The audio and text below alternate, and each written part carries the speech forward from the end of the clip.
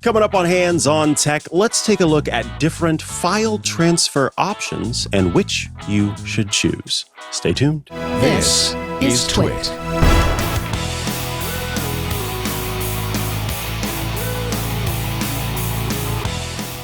Hello and welcome to Hands on Tech. I am Mikah Sargent, and today I am taking your tech questions and answering them because that's what we do on this show, Hands on Tech. If you have a tech question, by the way, you can get in touch. HOT@twit.tv is how you get in touch with me. I also love it when you write in with answers that you have to problems that other people have. That is always accepted and welcomed as well, because occasionally I'll come across something I've never experienced and have trouble finding it. But maybe you out there go, oh, wait, I dealt with that. I know exactly what to do. And I love to hear from you in those cases as well. All right. So today's question comes in from John. I don't believe this is John Ashley. This is a different John, as far as I know. And John writes the following: Mikah, just curious, should I spend the extra money to get a 10 gig Ethernet port or find a USB-C to 10 gig Ethernet dongle?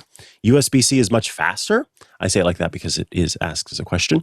Other than connection issues, what are the differences? Do USB-C speeds surpass 1 gig and 10 gig Ethernet capabilities? I'm considering upgrading my NAS, but want the fastest connections and transfer speeds. So should I stick with Thunderbolt or go Ethernet? Keep up the great work and educating the masses. Love this, by the way, John, that you went on to include some more information where you say, where you give me some background. So you are planning to do video editing, or you do video editing, and the way that you kind of store these files is on your network attached storage with a Thunderbolt 3 connection, 2.5 gig fiber internet service, 8-port 2.5 gig switch with one 10 gig port, an Eero 6E Plus for wireless connectivity. Your computer is connected via Ethernet to the port on the switch. The switch is connected to the fiber company port. There's one of four on the router, and then the Eero is connected to port 2 on the router. So that is the kind of information we love here on the show. You give us so much, and that's what's important. So let's talk about it. I called it the great connection question: Thunderbolt versus 10 gig versus USB-C. Let's kind of talk about, and forgive my math if any of this sounds a little bit off. The important thing is that we're sort of sorting through what's fast and what's not. When it comes to gigabit Ethernet, that's gigabit, not gigabyte Ethernet, 1 GBE, as the Ethernet is called, that's about 125 megabytes per second, or megabits per second, megabytes per second, yes. That is the transfer speed's theoretical max. So 125 MB per second. 2.5 gigabit Ethernet is about 312 MB per second theoretical max. 10 gigabit Ethernet is 1,250 MB per second. So that's 1.25 gigs per second theoretical max. Those are the Ethernet options, right?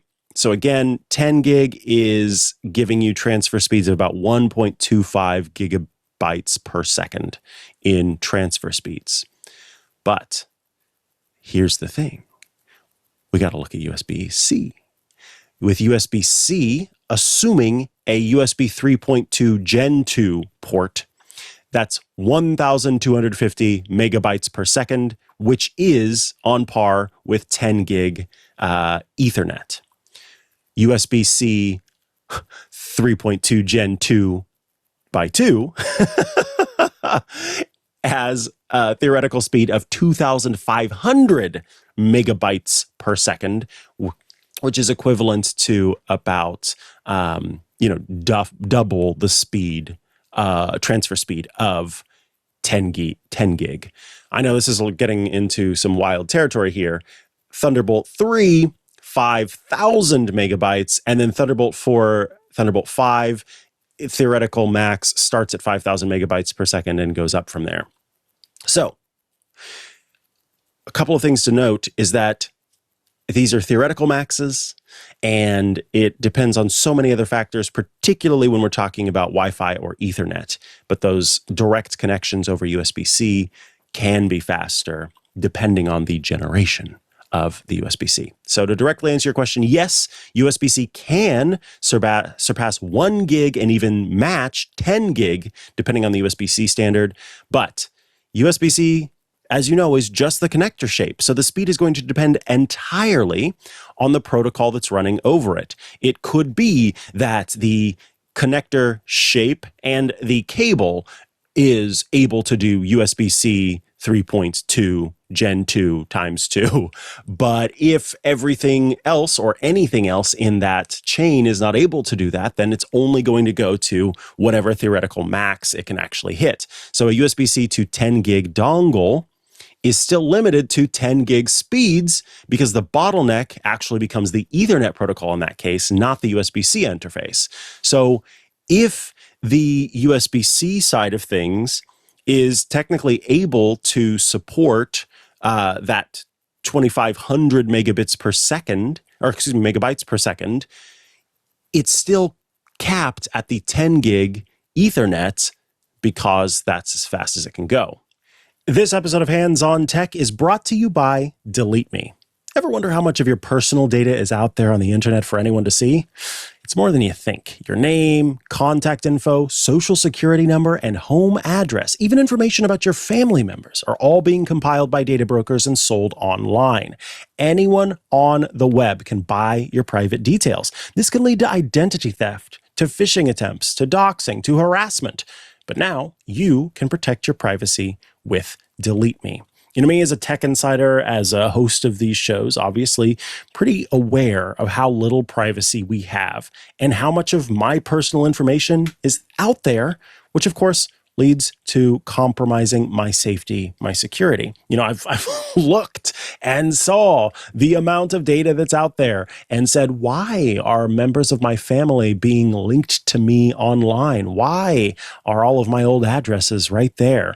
That is why I personally recommend and use Delete Me to solve the problem for me and, of course, keep me and my family protected. Delete Me is a subscription service that removes your personal information from hundreds of data brokers. How does it work? Well, you sign up, you provide Delete Me with the information that you want deleted, and then Delete Me's experts will take it from there. Delete Me sends you regular personalized privacy reports showing what information they found, where they found it, and what they removed.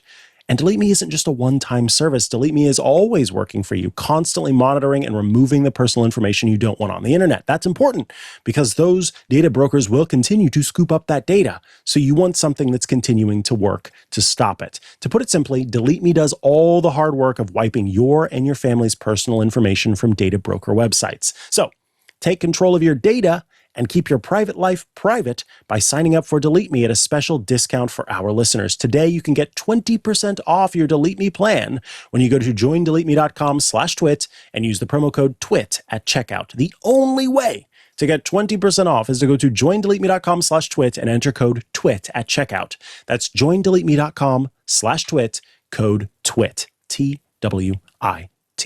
Thanks so much to Delete Me for sponsoring this week's episode of Hands on Tech.